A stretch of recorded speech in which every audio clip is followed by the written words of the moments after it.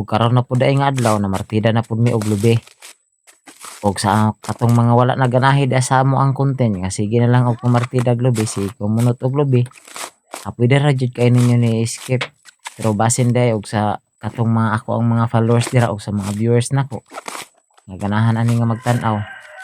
Tan-awa humana lang pud ninyo. Ngayon na lang pud makatabang sad mo gamay sa ako dili lang sa ako pati na pud sa akong pamilya. O hinaot unta nga dili mo mapulan sa magsuporta sa ako ang mga video. Dili mo mapulan sa ako sa pag-support sa ako ang mini vlog. Unta makarelate pud ang tanan no. Bisan og 1 init amo ang sagubangon. Ingani jud ang kinabuhi namong mga pobre. Dami na gid kana nga naa kami nga mga naa sa bukid nga bahagi sa ato ang kuano sa komunidad. Tinuod man gid ang giingan pod nila nga kaming mga pobre, kami ang pinakaubos sa ilang pagtan-aw. Mo na nga kasagaran pod namong mga pobre, kami jud ang kasagaran nga gibiay-biay. Bahalag hago kay ni among trabaho. Ang importante nga wala mi maapakan nga katungod sa amo ang isig ka tawo.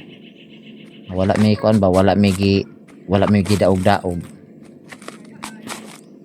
Mora man guna importante, ang importante nga makighalubilo ka sa imong isig ka tawo para wala kay masakitan ba.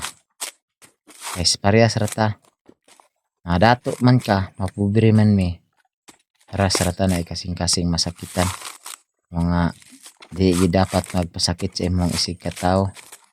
Kay luoy pod. Tinuod kaming mga pobre, kulang gid mi sa kwarta. Kulang gid mi sa panalapi. Pero puno pud mi sa among respeto sa among isig ka tawo. Mao nay kalahian sa ubang tawo nga medyo angat na sa ilang panginabuhi.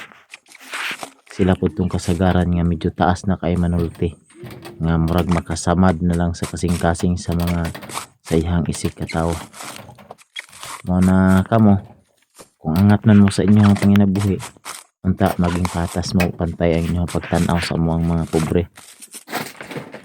Kay dili tanang panahon naa mo sa taas. Napoy panahon may paubos mo sa Ginoo o kami mga pobre ipataas.